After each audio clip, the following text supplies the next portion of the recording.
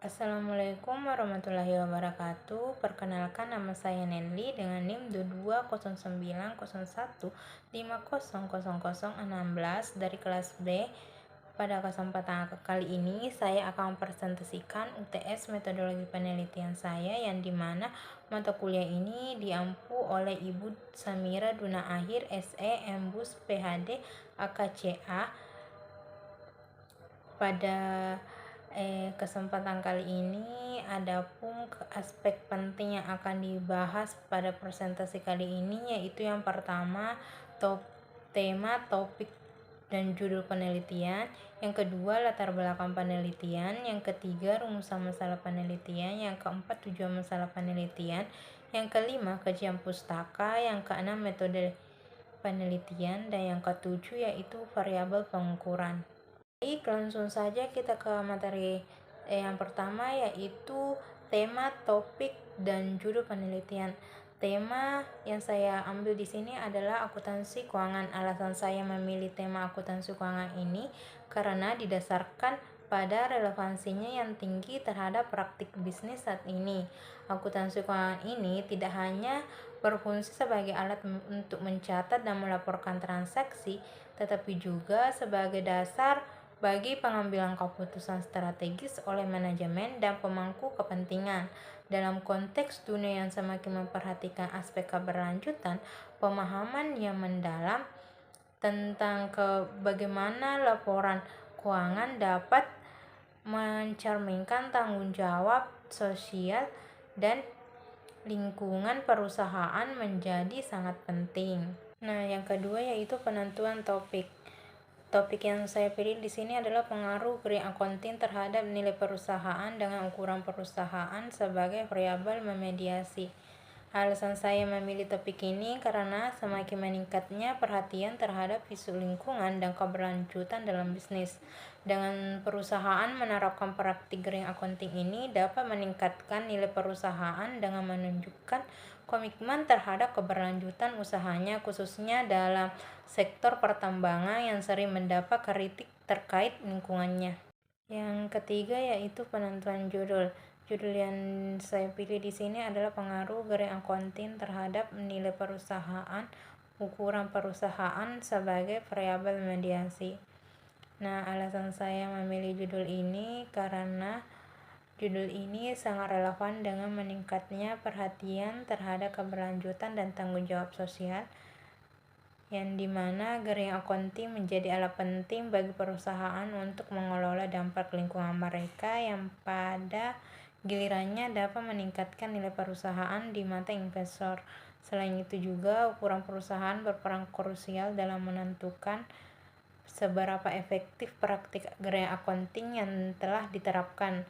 Penelitian ini juga menjawab kesenjangan literatur yang belum banyak mengeksplorasi hubungan ini, terutama dalam konteks perusahaan pertambangan di Indonesia. Dengan demikian, penelitian ini diharapkan dapat memberikan wawasan yang berguna bagi perusahaan dan pemangku kepentingan. Baik, pada slide kali ini saya akan membahas mengenai latar belakang penelitian. Nah, pada poin pertama ini membahas mengenai fenomena ideal yang relevan dengan penelitian ini, dan ini adalah adanya implementasi green accounting yang optimal di semua perusahaan pertambangan di Indonesia. Nah, dalam situasi ini, perusahaan-perusahaan yang seharusnya dapat mengintegrasikan pertimbangan lingkungan ke dalam laporan keuangan mereka sehingga menghasilkan transparansi dan akuntabilitas yang tinggi. Hal ini juga diharapkan dapat meningkatkan reputasi perusahaan, menarik minat investor, dan pada akhirnya meningkatkan nilai perusahaan secara keseluruhan. Nah, pada poin kedua ini membahas mengenai kesadaran akan isu lingkungan semakin meningkat, tetapi masih banyak perusahaan pertambangan menghadapi kesulitan dalam menerapkan praktik green accounting, sehingga banyak dari mereka yang belum sepenuhnya mempertimbangkan dampak sosial dan lingkungan dalam operasional mereka. Nah, seringkali perusahaan hanya fokus pada profitabilitas saja, jadi akibatnya itu mereka berisiko kehilangan reputasi dan nilai pasar yang berdampak negatif pada kinerja jangka panjang perusahaan. Nah, pada poin ketiga ini membahas meskipun ada bukti bahwa grey accounting ini dapat meningkatkan nilai perusahaan, namun belum ada penelitian yang secara khusus mengeksplorasi peran ukuran perusahaan dalam konteks ini, terutama di perusahaan sektor pertambangan di Indonesia. Nah, pada poin keempat ini membahas mengenai dalam konteks fenomena ideal, seharusnya yang perusahaan yang lebih besar itu memiliki sumber daya yang cukup untuk menerapkan praktik keberlanjutan secara efektif. Namun fenomena aktual menunjukkan bahwa tidak semua perusahaan, terutama yang lebih kecil itu mampu melakukannya. Jadi penelitian ini diharapkan dapat memberikan wawasan baru yang membantu perusahaan dalam mengimplementasikan strategi keberlanjutan yang lebih baik, serta memberikan informasi yang berguna bagi investor dalam pengambilan keputusan investasi. Dengan demikian, penelitian ini dapat berkontribusi pada upaya peningkatan kesadaran lingkungan di sektor pertambangan dan pengembangan kebijakan yang lebih baik. Nah, pada slide kali ini saya akan membahas mengenai rumusan masalah dan tujuan masalah penelitian.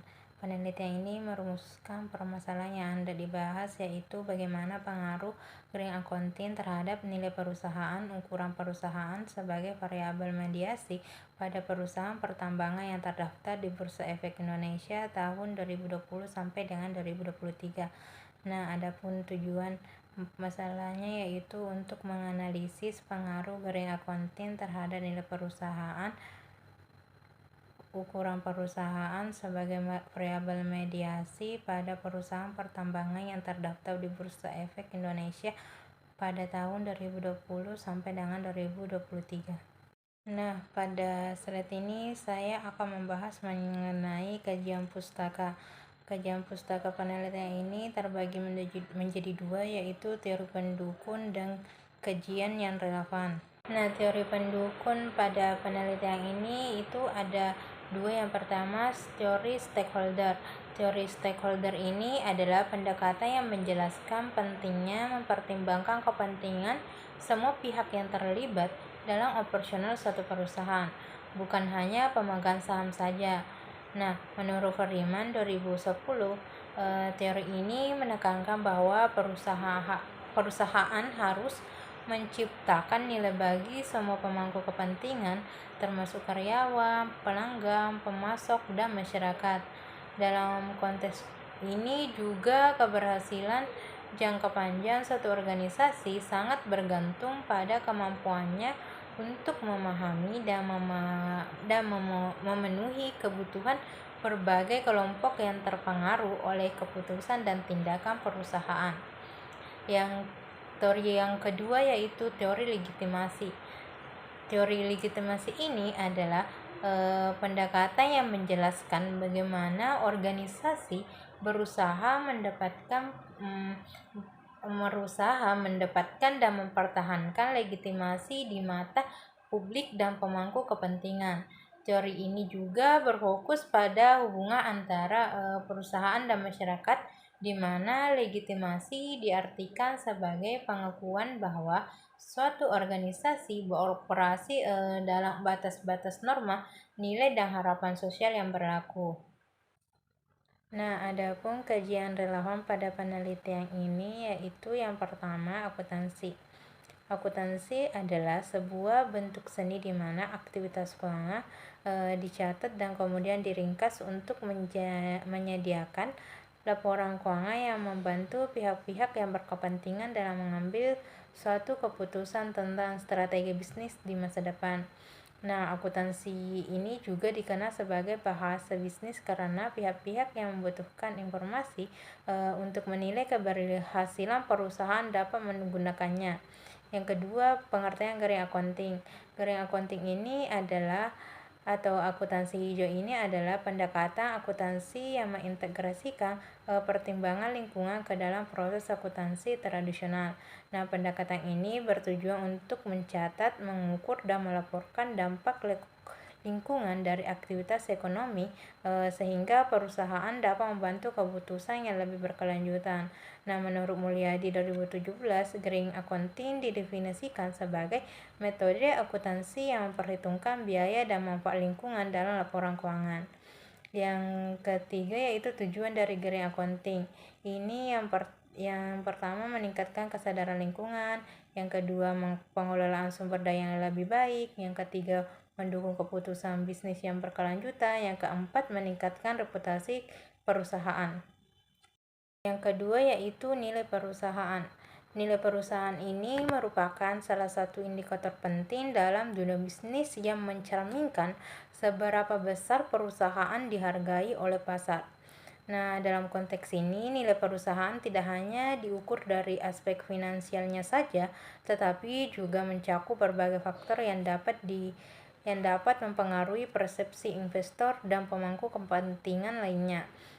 Menurut Kasmir, dalam bukunya Analisis Laporan Keuangan 2016, nilai perusahaan ini dapat diartikan sebagai nilai total dari semua aset yang dimiliki perusahaan yang mencakup baik aset berwujud maupun tidak berwujud. Dalam hal ini, menunjukkan bahwa nilai perusahaan ini merupakan representasi dari kekuatan dan potensi perusahaan dalam menghasilkan keuntungan di masa depan. Nah, yang ketiga yaitu ukuran perusahaan. Ukuran perusahaan dapat didefinisikan dengan berbagai cara, termasuk total aset, jumlah karyawan, dan pendapatan tahunan. Menurut Higgins 2018, klasifikasi ukuran perusahaan ini sering dibagi menjadi 3 kategori. Yang pertama itu perusahaan kecil, yang kedua menengah, dan yang ketiga besar. Klasifikasi ini tidak hanya penting untuk analisis finansialnya saja, tetapi juga untuk memahami dinamika pasar dan strategi yang diterapkan oleh perusahaan di berbagai ukuran. Kali ini saya akan membahas mengenai metode penelitian. Yang pertama yaitu metode penelitian yang akan digunakan dalam penelitian ini adalah metode kuantitatif. Nah, metode penelitian kuantitatif merupakan penelitian yang digunakan untuk membuktikan suatu teori baik pengaruh ataupun hubungan atas suatu variabel. Sedangkan menurut Kasmir 2022, metode penelitian kuantitatif adalah penelitian dengan alat untuk olah data menggunakan statistik. Oleh karena itu, data yang akan diperoleh dan hasil yang didapatkan berupa angka.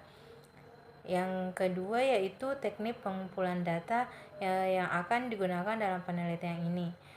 Teknik pengumpulan datanya yaitu dengan menggunakan studi pustaka pada laporan keuangan pada perusahaan pertambangan yang terdaftar di Bursa Efek Indonesia tahun 2020 sampai dengan 2023. Nah, yang ketiga yaitu teknik analisis data yang akan digunakan dalam penelitian ini.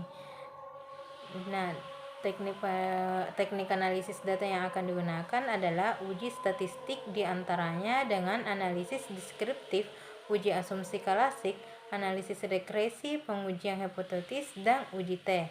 Di slide ini saya akan membahas mengenai pengukuran variabel. Yang pertama itu variabel independen. Variabel independen atau variabel bebas adalah suatu jenis variabel yang dianggap sebagai penyebab munculnya variabel dependen yang dianggap sebagai akibat. Adapun variabel independen penelitian ini adalah Green Accounting atau variabel X adalah pendekatan akuntansi yang mengintegrasikan biaya dan manfaat lingkungan ke dalam laporan keuangan perusahaan. Nah, Green Accounting ini diukur menggunakan biaya lingkungan. Menurut Hansen dan Mowen 2009 dapat dibagi menjadi 4 jenis diantaranya. Yang pertama biaya pencegahan lingkungan, yang kedua biaya deteksi lingkungan, Yang ketiga, biaya kegagalan internal lingkungan. Yang keempat yaitu biaya kegagalan eksternal lingkungan. Nah, adapun yang kedua yaitu variabel dependen. Variabel dependen ini disebut juga dengan variabel terikat, adalah variabel yang dijelaskan atau dipengaruhi variabel independen. Variabel dependen dalam penelitian ini adalah nilai perusahaan atau variabel Y.